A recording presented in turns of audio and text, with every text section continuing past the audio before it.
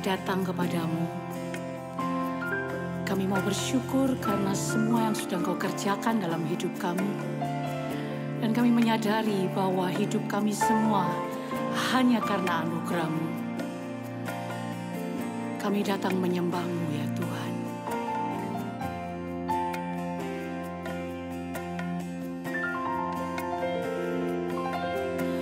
Kemanakah aku dapat pergi, menjauhi roh-Mu yang suci, Kau sahabat,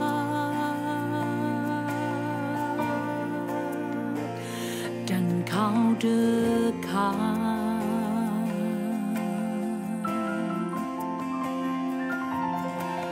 Bahkan seluruh pengabdianku tak bisa membalas kesetiaan-Mu, sungguh mulia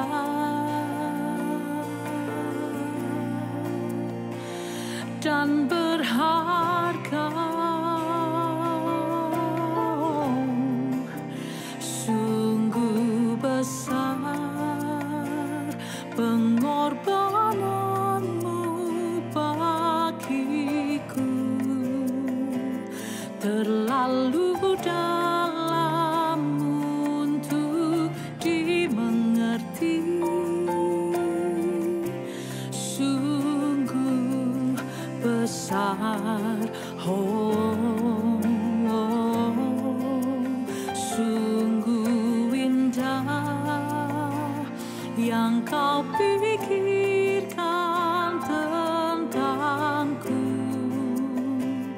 tak terselami bagiku. Sungguh indah.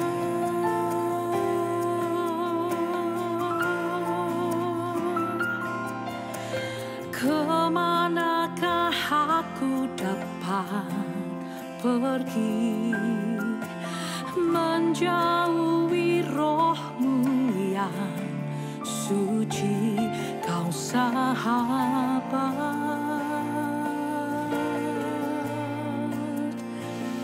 dan Kau dekat.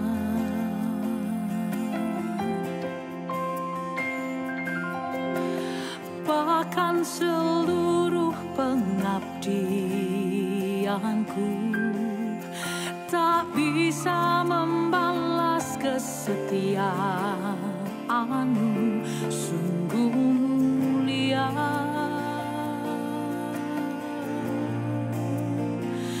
dan berharga.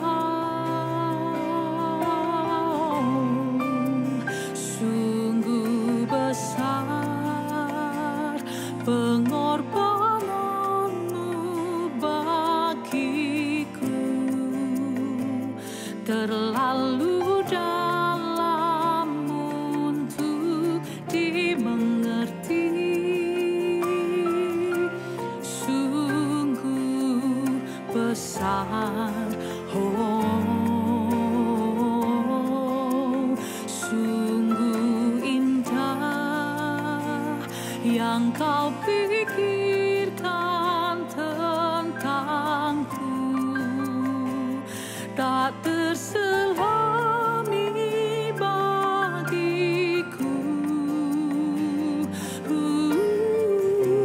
Sungguh indah,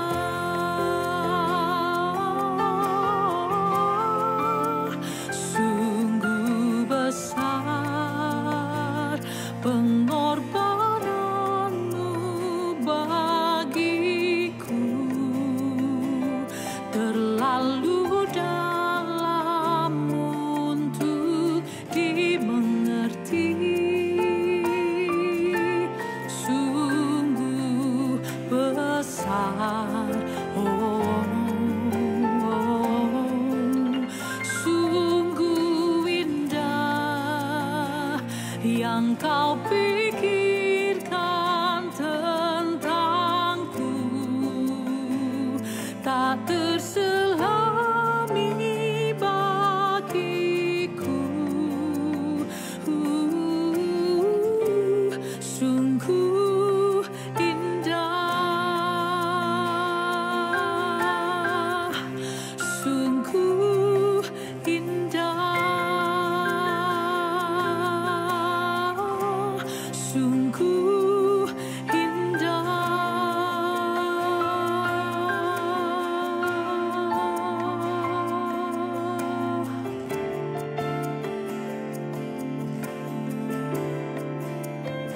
Dan Engkau menjadikan kami biji mata-Mu.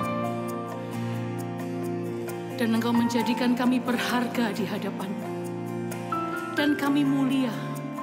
Dan kami milik kepunyaan-Mu. Kami datang untuk menyembah. Oh, bersyukur buat kasih-Mu bagiku. Tak terselami, tak dapat ku mengerti besarnya kasih setia-Mu. Oh, cinta-Mu ajaib, kasih-Mu besar bagiku, Tuhan. Ku hargai, oh takkan pernah ku lupakan.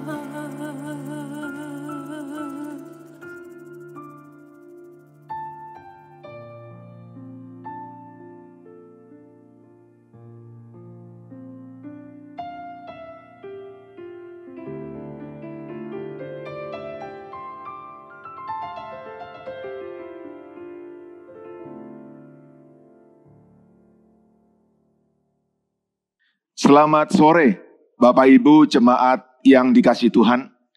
Senang sekali kita bisa bertemu kembali dalam ibadah yang diberkati Tuhan. Saya Pendeta Nathanael Prayogo, sungguh satu sukacita dan kehormatan untuk kembali melayani Bapak Ibu dalam ibadah pada hari ini, Minggu 2 Agustus 2020, yang saya percaya pasti akan memberkati kita semua. Saya ingin menyapa lebih dahulu Jemaat GSKI Betani Nginden, Shalom. Jemaat GSKI Betani Manyar, Shalom. Jemaat GSKI Betani Citraland, Shalom. Jemaat GSKI Betani Sukomandunggal, Shalom. Dan Jemaat GSKI Betani cabang-cabang di Surabaya dan sekitarnya, Shalom buat kita semua.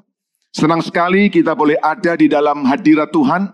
Dalam ibadah pada hari ini saya percaya Tuhan sudah menyertai kita selama ini. Tuhan yang sama akan menyertai kita di dalam perjalanan pada masa-masa yang akan datang. Bapak Ibu, hari ini saya ingin berbagi kepada kita semua tentang satu topik yang sederhana, sudah kita berulang mendengarnya, membacanya, dikotbahkan. Tetapi saya rindu supaya hari ini kita mengingat kembali akan kebenaran firman Tuhan yang akan membuat perjalanan kita bukan hanya menjadi perjalanan yang berhasil, tapi juga perjalanan yang kuat. Saya ingin mengajak kita semua untuk merenungkan sebuah topik dengan judul bagaimana kita membangun rumah yang kokoh. Mengapa topik ini penting Bapak Ibu? Oleh karena disadari atau tidak, setiap kita dalam hidup ini sedang membangun sesuatu. Apakah Anda sedang membangun bisnis? Apakah Anda sedang membangun keluarga Anda? Apakah Anda sedang mempersiapkan masa depan Anda? Kita sedang membangun sesuatu. Dan kita semua rindu apa yang sedang kita bangun akan kita bisa nikmati. Bahkan akan kita bisa syukuri. Bukan hanya dalam 1-2 waktu, tetapi dalam jangka yang panjang. Nah Bapak Ibu, ada satu bangunan yang sebetulnya kita semua juga sedang membangunnya. Yaitu bangunan iman kita. Atau bangunan manusia roh kita. Nah Bapak Ibu yang dikasihi Tuhan, ketika orang membangun, maka Alkitab menceritakan akan datang ujian, akan datang serangan, akan datang tantangan. Dan hasil daripada segala tantangan yang ada itu ternyata memberikan kondisi yang berbeda. Nah tentu kita ingin supaya apa yang kita bangun jangan sampai rusak, jangan sampai hancur dan kita mengalami kerugian. Terutama Bapak Ibu untuk bangunan rohani kita, bangunan iman kita. Kalau bangunan bisnis kita tergoncang, kita bisa membangunnya kembali. Kalau bangunan kesehatan kita tergoncang, kita bisa berusaha untuk menyehatkan kembali. Tetapi kalau bangunan iman kita tergoncang, ini adalah sebuah malapetaka yang sangat tragis di dalam hidup. Dan hari-hari ini Bapak Ibu, di tengah-tengah tekanan yang bertubi-tubi, situasi yang masih dalam penuh perjuangan, kita perlu memeriksa bangunan rohani kita, bangunan iman kita, supaya jangan sampai roboh, jangan sampai hancur. Mari kita melihat bersama-sama apa kata Alkitab tentang bagaimana membangun rumah yang kokoh. Yesus memberi kepada kita sebuah pelajaran yang indah. Matius pasal 7 ayat 24 sampai 27. Bapak Ibu tentu sudah mengenal kisah ini, perumpamaan ini. Tapi izinkan hari ini saya ingin mengajak kita semua sekali lagi melihat bangunan, terutama iman kita. Karena hari-hari ini serangan datang bertubi-tubi, tak henti-hentinya, silih berganti.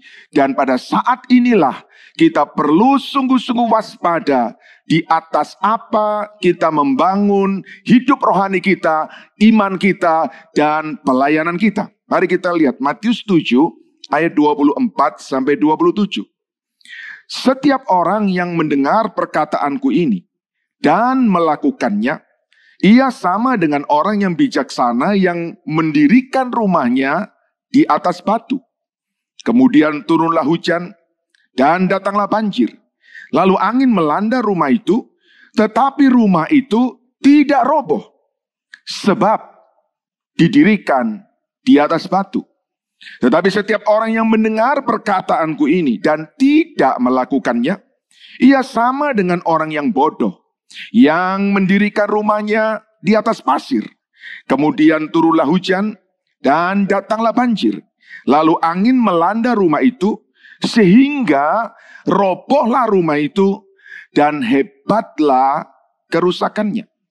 Bapak Ibu, ini adalah sebuah pelajaran yang sangat penting, sangat mendasar. Tidak peduli berapa kali kita mendengarnya, tidak peduli berapa kali kita membacanya, tetapi ini adalah sesuatu yang sangat krusial yang harus kita perhatikan, terutama di masa-masa di mana serangan datang bertubi-tubi atas bangunan yang kita bangun. Mari kita melihat beberapa hal yang menjadi intisari dari kisah ini. Yang pertama Bapak Ibu, kisah ini menyampaikan, berbicara kepada kita tentang dua hal. Dua pembangun, dua orang yang sedang membangun. Kedua-duanya sama-sama membutuhkan rumah. Bicara tentang hidup, bicara tentang bisnis, bicara tentang keluarga, bicara tentang masa depan, dan bicara juga tentang rohani kita. Manusia batiniah kita, iman kita. Dan keduanya bersama-sama memutuskan untuk membangun karena mereka membutuhkan. Dan mereka merindukan adanya bangunan rumah dan mereka mulai membangunnya. Dan keduanya memiliki kemampuan untuk membangun rumah. Jadi mereka tahu bagaimana cara membangun dan mereka membangunnya. Yang berikutnya, keduanya gigih untuk menyelesaikan rumah mereka. Jadi rupanya dua pembangun ini serius dengan apa yang mereka rindukan, apa yang mereka cita-citakan. Itu bagian yang pertama. Berikutnya, ketika mereka mulai membangun, ada dua rumah yang mereka berhasil bangun. Dua jenis rumah. Bapak Ibu, sepintas dua rumah yang mereka bangun itu tidak jauh berbeda. Walaupun yang satu bisa selesai lebih cepat daripada yang lainnya. Rumah yang satu dibangun dengan sedikit kerepotan dibandingkan dengan rumah yang lainnya. Tetapi sepintas dari tampak depan tidak banyak perbedaan yang mencolok. Namun Bapak Ibu, satu hal yang kita tidak bisa abaikan, dan justru disitulah menjadi perbedaan yang nyata adalah bahwa ternyata ada perbedaan yang sangat signifikan. Yaitu perbedaan yang ada pada pondasi rumah mereka. Karena Alkitab berkata yang satu membangun di atas batu dan yang lain membangun di atas pasir. Atau terjemahan lain mengatakan tanpa fondasi. Sampai bagian ini tidak nampak perbedaan. Sampai bagian ini semua happy. Sampai pada bagian ini semua puas. Karena mereka berhasil untuk membangun yang mereka idam-idamkan. Tetapi Alkitab menceritakan lebih lanjut bahwa setelah rumah itu terbangun, ada serangan pada rumah. Jadi rupanya bukan cuma hanya sebuah rumah yang dibangun dan selesai dan dinikmati. Ternyata ada serangan pada rumah. Dan serangan ini rupanya serangan yang pasti datang pada setiap rumah. Baik yang dibangun di atas batu maupun yang dibangun di atas pasir. Keduanya mengalami serangan yang persis sama. Yaitu yang pertama, mereka mengalami serangan hujan lebat. Di dalam bahasa Indonesia disebut hujan, tapi sebetulnya itu hujan yang lebat. Apa itu? Penderitaan, tantangan, persoalan yang bisa sesaat terjadi, tapi juga bisa dalam waktu yang panjang. Yang kedua, banjir. Banjir bandang. Banjir dengan kekuatan yang sangat besar, dengan volume yang sangat besar, dan dengan daya rusak yang sangat besar. Apa yang digambarkan dari banjir itu? Saya bisa menyebutkan inilah serangan berupa berbagai arus informasi, berbagai berita yang datang tiap hari dalam hidup kita, melalui media sosial, melalui gadget kita, melalui media televisi, melalui media cetak. Hari-hari ini kita sedang dibombardir dengan berita-berita yang begitu besar. Godaan dari manusia, nasihat dari teman, petunjuk-petunjuk, informasi-informasi dari sahabat datang bertubi-tubi setiap hari. Yang ketiga, serangan berupa angin puting beliung. Serangan yang begitu kencang datang yang diakibatkan dari kuasa kegelapan. Tidak bisa kita hindari Bapak Ibu bahwa ada serangan dari kuasa kegelapan yang sedang terjadi. Dan inilah yang menghantam dua rumah yang selesai dibangun itu. Bapak Ibu, bukankah ini menggambarkan keadaan yang sekarang sedang terjadi? Bertubi-tubi datang. Setiap hari seolah-olah tanpa henti. Dan ketika serangan itu datang, ketika ujian itu datang, ketika banjir, hujan itu datang, ternyata ada akibatnya. Akibatnya sangat berbeda. Tadi rumah itu kelihatan sama, tetapi setelah mengalami serangan, akibatnya ternyata sangat berbeda. Alkitab mengatakan seperti ini. Rumah yang satu tidak roboh. Anda bisa melihat ada gambar yang saya berikan di sana. Rumah yang satu kuat. Dan rumah yang lain roboh. Dan bukan cuma roboh. Alkitab tambahkan dan hebatlah kerusakannya. Terjemahan lain ditambahkan dan hebatlah kerugiannya.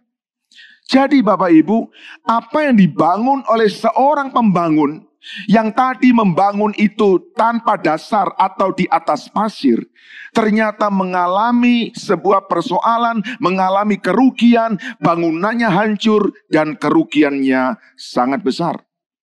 Sangat mengerikan kalau ini terjadi pada hidup rohani kita atau pada iman kita.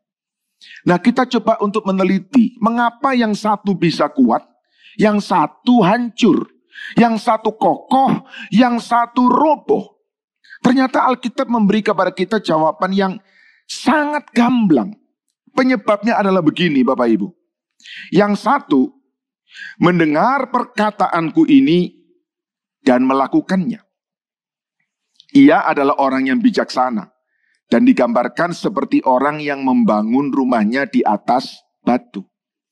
Simple, tetapi sangat nyata. Mendengar firman dan melakukannya. Sementara yang lain adalah orang yang sama-sama mendengar firman, tetapi tidak melakukannya. Dan orang ini disebut sebagai orang yang bodoh, yaitu orang yang mendirikan rumahnya di atas pasir. Bapak Ibu, dua-duanya kelihatan mendengar firman. Dua-duanya ada di dalam ibadah. Dua-duanya terdaftar sebagai anggota gereja. Dua-duanya ikut di dalam komsel, family altar. Tetapi ketika serangan datang, ternyata hasilnya sangat berbeda. Saya ingin memberikan kesimpulan adalah demikian Bapak Ibu. Ternyata hidup yang taat firman akan kokoh. Sementara hidup yang mengabaikan firman akan hancur dan rugi. Sama-sama mendengar, tetapi akibatnya hasil akhirnya berbeda. Yang satu kokoh, yang satu hancur dan rugi. Kesimpulannya adalah membangun rumah yang kokoh adalah orang yang mendengar firman Tuhan dan melakukannya. Ketika Anda mendengar ini tentu Anda berkata, ya saya tahu Pak, ya itu sudah saya kenal sangat lama. Betul Bapak Ibu. Tapi mari saya ingin mengingatkan kepada kita di dalam kesempatan yang indah ini. Apakah Anda dan saya adalah orang yang mendengar firman dan melakukannya? Karena kalau tidak, kita hanya mendengar dan kita senang dengan mendengar, kita puas dengan mendengar, kita bangga dengan mendengar, dan kita berhenti pada mendengar. Yakobus ingatkan sebuah peringatan yang sangat keras. Baca bersama dengan saya. Yakobus 1 ayat yang ke-22. Tetapi hendaklah kamu menjadi pelaku firman, dan bukan hanya pendengar saja. Sebab jika tidak demikian, jika engkau tidak melakukannya, jika engkau hanya menjadi pendengar saja, engkau menipu diri sendiri. Menipu diri sendiri. Kita merasa semuanya baik-baik saja. Kita tidak merasa ada yang salah. Kita merasa bahwa semuanya sudah kita lakukan. Tetapi ada bagian penting yang justru kita abaikan, yang justru disitulah memberi perbedaan yang sangat nyata. Itu sebabnya saya menyampaikan kepada kita semua Bapak Ibu dengan kasih. Firman tidak dimaksudkan untuk membuat kita menjadi orang berdosa yang lebih pandai. Tetapi untuk membuat kita menjadi semakin serupa dengan Kristus. Jadi bukannya berapa banyak ayat yang kita baca, atau khotbah yang kita dengar, tetapi berapa banyak ayat yang memperbaharui dan yang mengubah hidup kita. Ini adalah sebuah tantangan yang sangat penting di hari-hari di mana bangunan iman kita sedang coba digoncang. Maka orang-orang yang bukan hanya mendengar tetapi mempraktekkan firman, Alkitab janji dia akan menjadi orang yang kuat di dalam bangunan yang dia bangun. Bapak Ibu, ada sebuah peringatan baik sekali buat kita. Terlalu banyak mendengar firman tanpa diikuti dengan menyadari akibat dari mengabaikan firman, sama saja dengan menipu diri sendiri. Beberapa orang kemudian mengambil kesimpulan, oh kalau begitu lebih baik saya tidak banyak mendengar firman. Saya berkata, apalagi kita tidak mendengar firman. Bagaimana mungkin tanpa mendengar firman kita bisa melakukan firman? Tetapi dorongan yang saya mau beri kepada kita semua Bapak Ibu adalah, mari kita di tengah-tengah situasi yang sangat sulit ini, dan sementara itu juga begitu banyak firman disampaikan. Anda bisa masuk di YouTube setiap hari Minggu dan Anda akan bisa temukan ratusan khotbah di sana. Tapi masalahnya bukan banyaknya khotbah yang kita dengar. Masalahnya adalah apakah khotbah itu membuat kita berubah? Apakah firman itu membuat kita menjadi manusia yang baru? Nah, saya ingin menyampaikan dengan cepat bagaimana kita bisa menjadi pelaku firman. Jemaat GSKI Betani Nginden, Manyar, Citraland, Sukomanunggal, dan cabang-cabang di Surabaya dan sekitarnya. Ayo kita sama-sama buat tekad. Saya mau menjadi pelaku firman. Saya mau menjadi pelaku firman. Bagaimana kita bisa menjadi pelaku firman? Yang pertama Bapak Ibu, Kita harus menghargai firman. Bagaimana kita mau melakukan firman kalau kita merasa firman adalah barang yang biasa? Firman adalah sesuatu yang sudah kita temukan setiap hari. Menghargai firman adalah langkah pertama di mana kita bisa menjadi pelaku firman. Mari baca Yakobus 1 ayat 17 dan 18.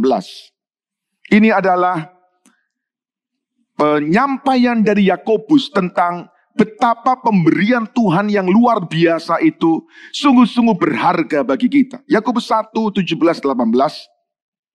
Setiap pemberian yang baik dan setiap anugerah yang sempurna datangnya dari atas, diturunkan dari Bapa segala terang, padanya tidak ada perubahan atau bayangan karena pertukaran. Atas kehendaknya sendiri, ia telah menjadikan kita oleh firman kebenaran, supaya kita pada tingkat yang tertentu menjadi anak sulung di antara semua ciptaannya.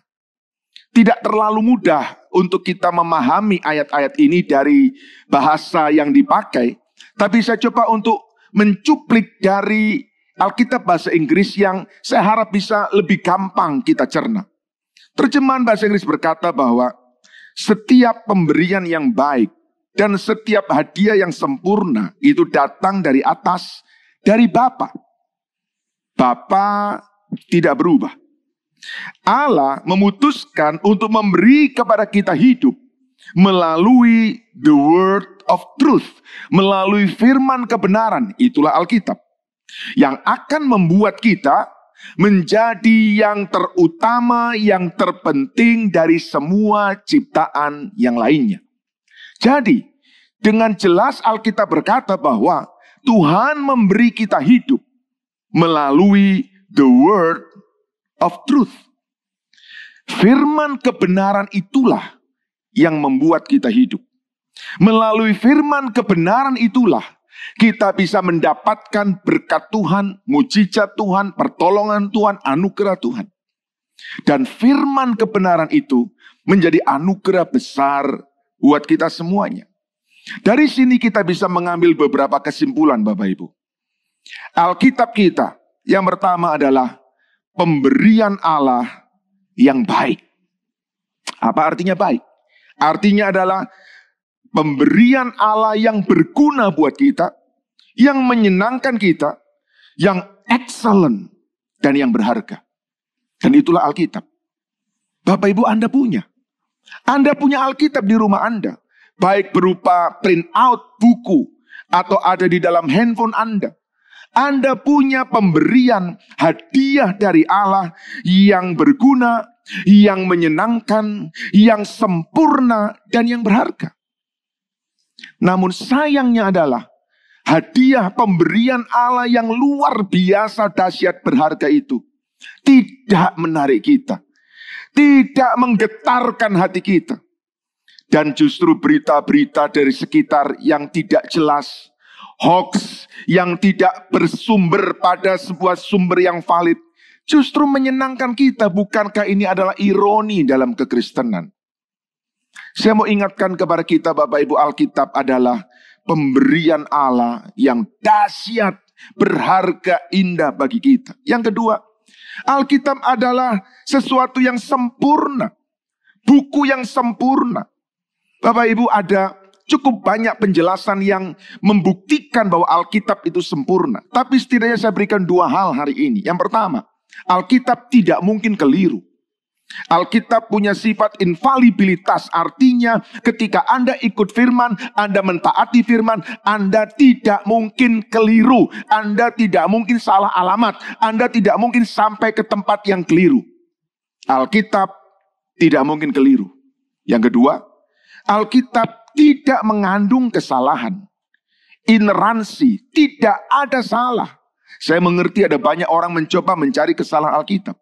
Tapi bukti yang sangat sederhana adalah Bapak Ibu, semakin dicari bukti kesalahan Alkitab, semakin Alkitab itu kokoh. Bahkan sampai hari ini Alkitab masih ada, masih dibaca, dan menjadi buku yang paling laris dicetak dari semua buku yang ada di bumi ini. Yang ketiga, Alkitab firman itu tidak pernah berubah, tidak akan berubah, dan tidak mungkin berubah. Bukankah ini dahsyat sekali Bapak Ibu? Berapa lama umur berita yang Anda terima melalui media sosial? Berapa lama umur berita yang Anda dengar melalui televisi? Hanya seumur jagung, beberapa saat kemudian berubah. Bahkan disampaikan oleh badan dunia sekalipun, dengan gampang sekali dianulir, diberikan penjelasan yang lain, dan kemudian diberikan berita yang baru.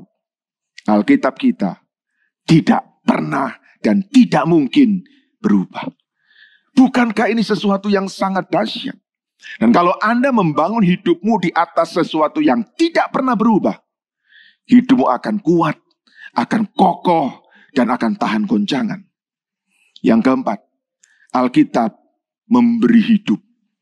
Setiap orang yang mengisi hidupnya dengan Alkitab, dia mengisi dengan hidup. Karena Alkitab adalah hidup. Alkitab, kebenaran perkataan Yesus adalah roh dan kehidupan. Betapa dahsyatnya Alkitab itu.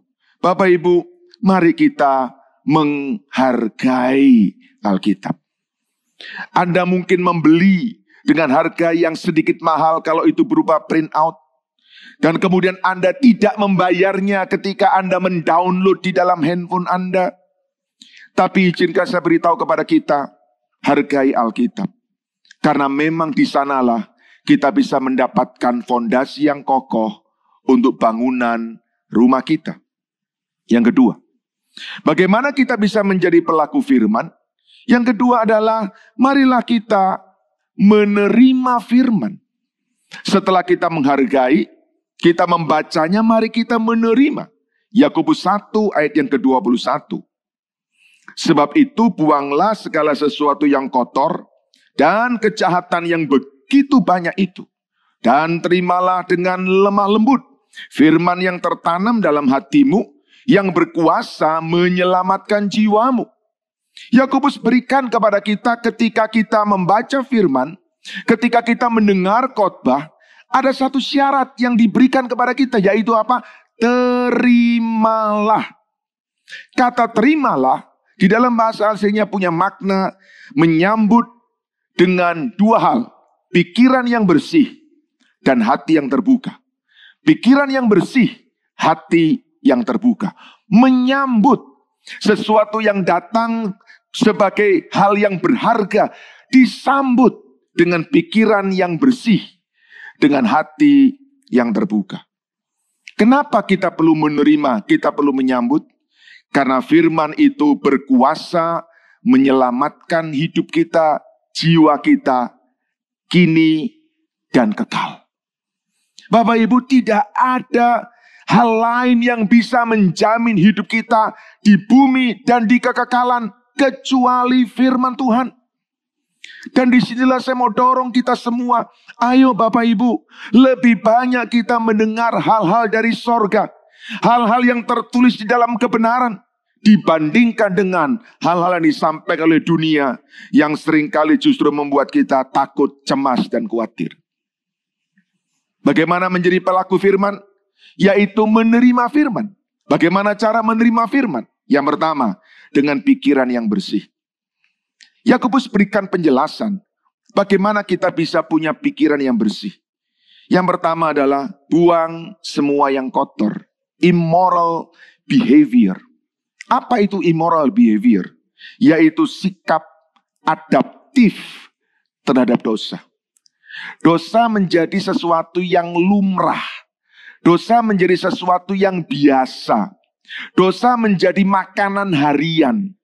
Kalau itu ada di dalam pikiran kita, berapapun kita mendengar firman, maka setiap benih itu akan dicekik, akan dibunuh oleh pikiran yang kotor. Saudara-saudara, kita perlu untuk berubah dalam hidup kita. Kita perlu untuk menyadari bahwa ada bagian yang memang tidak bisa terus ada. Dan saya bilang kepada kita bahwa di masa-masa seperti ini, Tuhan sedang membersihkan gerejanya. Sedang membersihkan umatnya. Pikiran kita harus dibersihkan. Yang kedua Bapak Ibu, buang yang jahat. Apa itu? Keinginan atau perasaan jahat. Bagaimana prakteknya? Sikap aktif berbuat dosa. Ada banyak orang Kristen sekalipun, tetapi dosa bukan hanya dia terima atau dia adaptasi, tetapi dosa menjadi perilaku sehari-hari. Bukankah ini sangat mengerikan?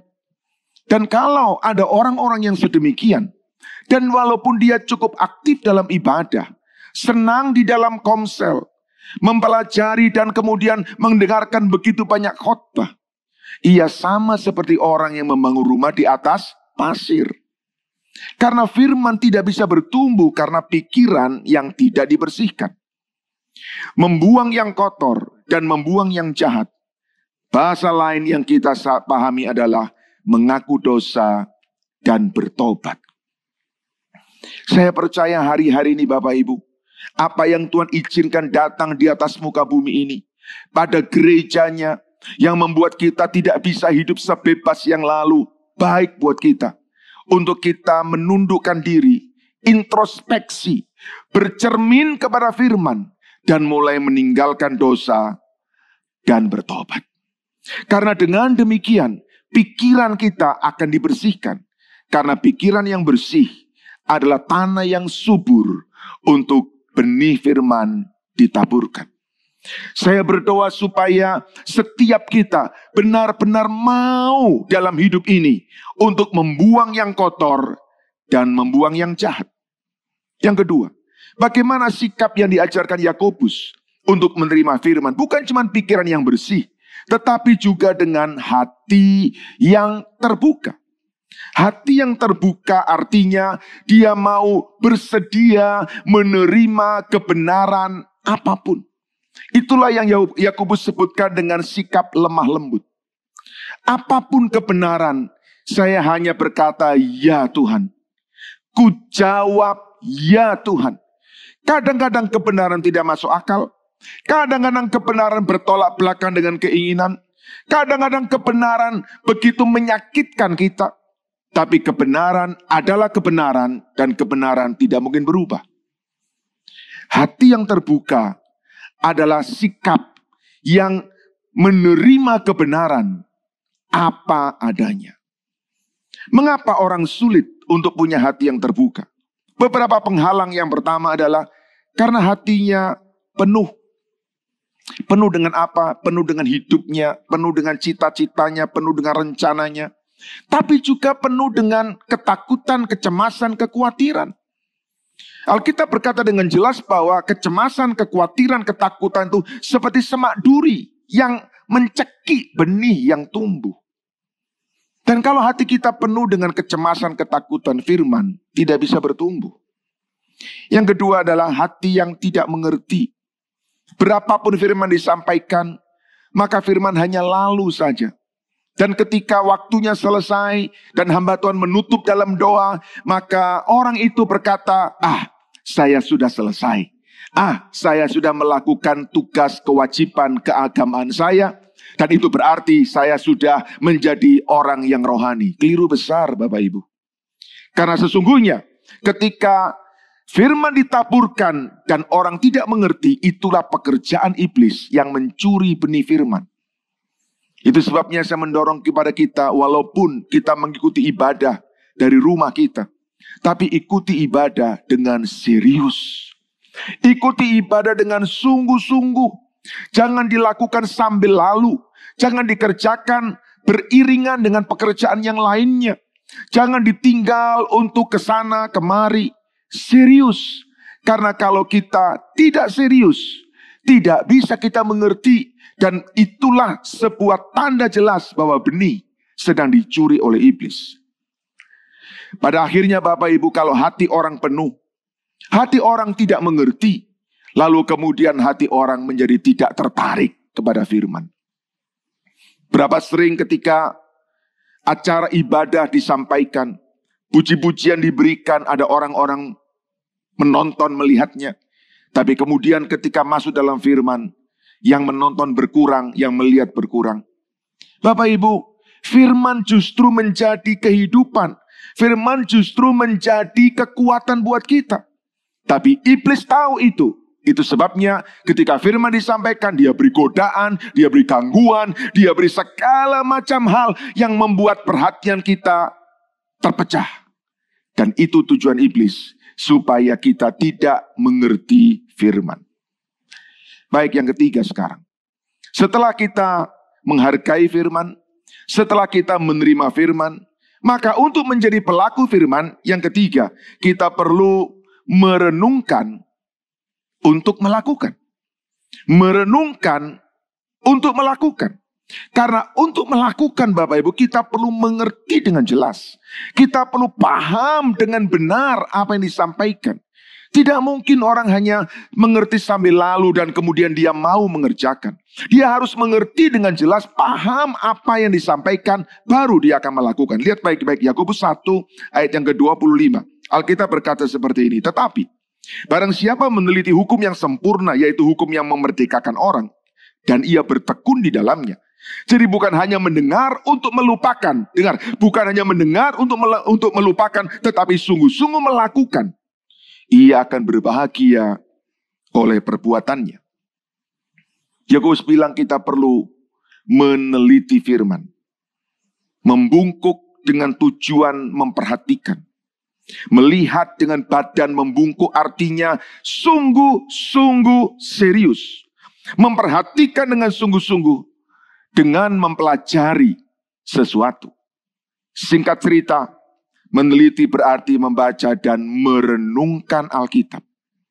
Bukan membaca cepat, tetapi membaca dengan tujuan supaya Alkitab bisa menjadi cermin. Kita bisa merefleksikan diri kita padanya. Kita bisa membangun perenungan yang mendalam. Dan dengan demikian, dengan sukacita kita akan melakukannya. Nah, saya ingin memberi kepada kita bantuan bagaimana kita bisa merenungkan firman. Ada banyak Bapak Ibu, tetapi tentu tidak harus semuanya Anda lakukan. Tapi setidaknya ketika Anda membaca satu perikop atau mungkin beberapa ayat, cobalah setelah membaca, jangan menutup Alkitab Anda. Tetapi mulailah untuk mengajukan pertanyaan-pertanyaan yang sedemikian. Pertama, apakah ada dosa yang perlu saya akui di tengah-tengah yang saya baca itu? Yang kedua, apakah ada sikap saya yang perlu berubah? Apakah ada perintah yang perlu saya taati? Apakah ada contoh yang perlu saya ikuti? Apakah ada doa yang perlu didoakan? Karena di dalam pembacaan kita kadang-kadang ada doa-doa yang dinaikkan oleh tokoh-tokoh Alkitab dan baik untuk kita mengikutinya. Apakah ada kesalahan yang perlu dihindari? Apakah ada kebenaran yang perlu dipercayai? Apakah ada janji yang perlu dipegang? Dan apakah ada sesuatu yang perlu disyukuri? Bapak Ibu, ini adalah cara kita merenungkan firman. Sehingga setiap kali kita selesai membaca, tidak kemudian Alkitab kita tutup, dan kemudian kita sibuk dengan semua urusan-urusan duniawi kita. Karena untuk kita melakukan, kita perlu melewati sebuah proses yang namanya merenungkan. Bagaimana kita menjadi pelaku firman? Yang pertama, kita menghargai firman. Yang kedua, kita menerima firman dengan pikiran yang bersih, hati yang terbuka. Dan yang ketiga, kita merenungkan sungguh-sungguh supaya melaluinya kita dengan sukacita akan melakukannya. Nah, orang-orang yang mendengar firman dan melakukannya, Alkitab berkata, ia sama seperti orang bijaksana yang membangun rumahnya di atas batu. Doa saya buat kita semua adalah, ayo kita bangun rumah kita di atas batu. Sehingga serangan datang, silih berganti, berapapun besarnya, berapapun dahsyatnya. Alkitab berkata dengan jelas, pasti jaminannya nyata. Rumah itu tidak roboh karena dibangun di atas batu. Saya ingin berikan sebuah catatan buat kita semua.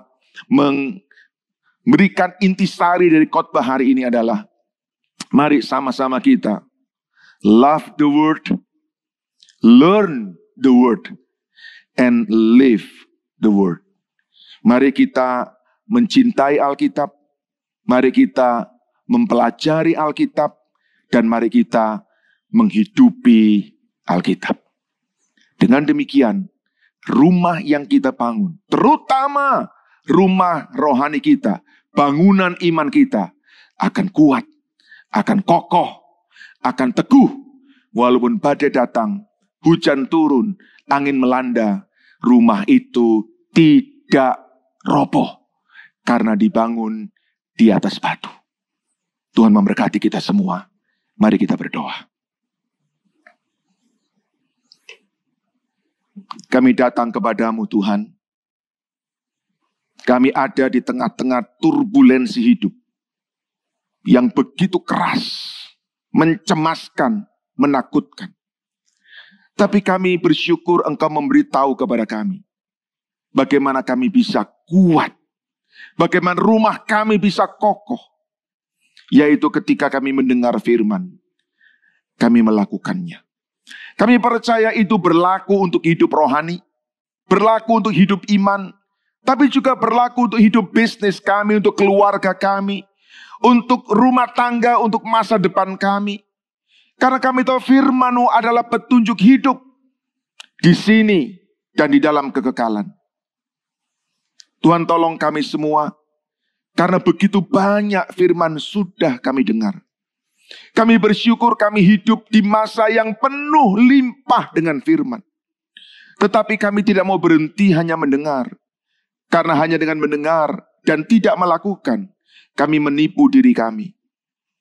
Hari ini Tuhan, kami menundukkan diri kami memeriksa, kami bercermin kepada firman. Apakah kami menjadi pelaku-pelaku firman? Dan dengan hanya menjadi pelaku firman, kami sedang membangun rumah di atas batu.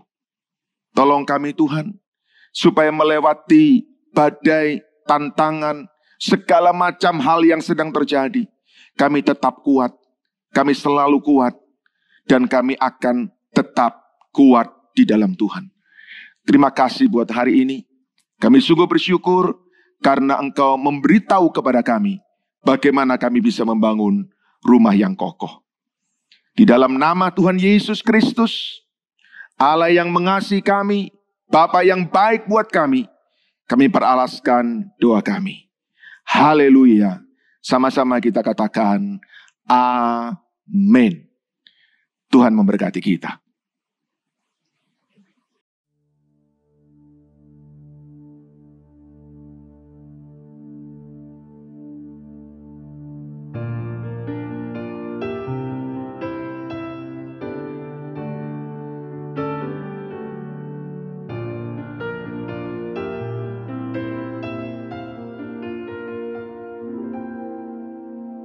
God will make a way where there seems to be no way. He works in ways we cannot see. He will make a way for me. He will be my guide. Hold me closely to His side. With love and strength for each new day, He will make a way. He will make a way. By a roadway in the wilderness, He'll lead me. Rivers in the desert will I see. Heaven and earth will fade, but His word will still remain. And He will do something new today. Dia buka jalan saat tiada jalan. Dengan cara yang ajaib, Dia buka jalan bagiku. Dia membimbingku dan memeluk diriku. Dengan kasih dan kuasa-Nya, Dia buka jalan. Dia buka jalan. Di belantara Dia tetap menuntunku. Sungai di gurun ku temui,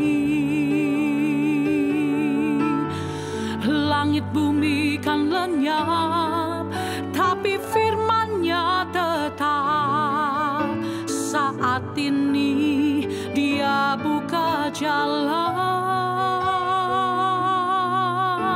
Dia buka jalan saat tiada jalan.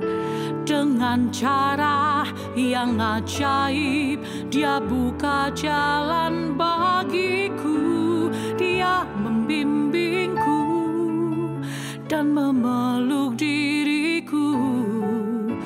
Dengan kasih dan kuasa-Nya Dia buka jalan. Dia buka jalan.